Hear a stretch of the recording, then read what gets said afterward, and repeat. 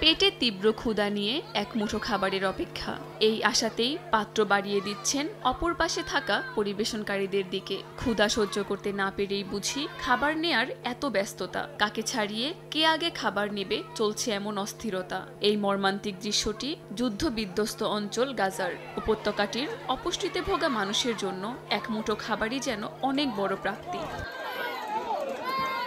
বিভিন্ন সাহায্যকারী সংস্থার সঙ্গে যুক্ত হয়ে হামাদা সাকৌরা নামের এই ফুড ব্লগার খাবার তুলে দিচ্ছেন গাজার ক্ষুধার্ত অসহায় শিশুদের মুখে। রাঁধুনির দায়িত্ব নিয়েছেন নিজেই, যেভাবে যেটুকু সংগ্রহ করতে পারছেন তা দিয়েই চেষ্টা চালিয়ে যাচ্ছেন। আমি বর্তমানে একজন রাঁধুনি হিসেবে কাজ করছি। আগে যেসব খাবার খেয়েছি সেসব রেসিপি খুঁজে বের করার চেষ্টা করি। সাহায্যের প্যাকেট অথবা অন্য জায়গা থেকে রান্নার উপাদান সংগ্রহ করে যেসব ভালো খাবার আমরা যুদ্ধের আগে খেয়েছি সেসব রান্নার চেষ্টা করি।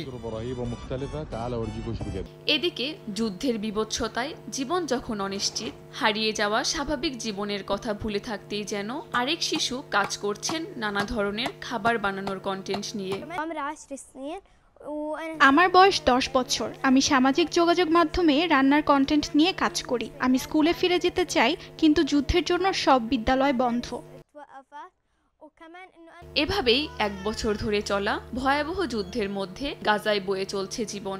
একে অপরের মুখে খাবার তুলে দেওয়ার মধ্য দিয়ে একসাথে এগিয়ে চলছেন একদিন সব ঠিক হয়ে যাওয়ার আশায়।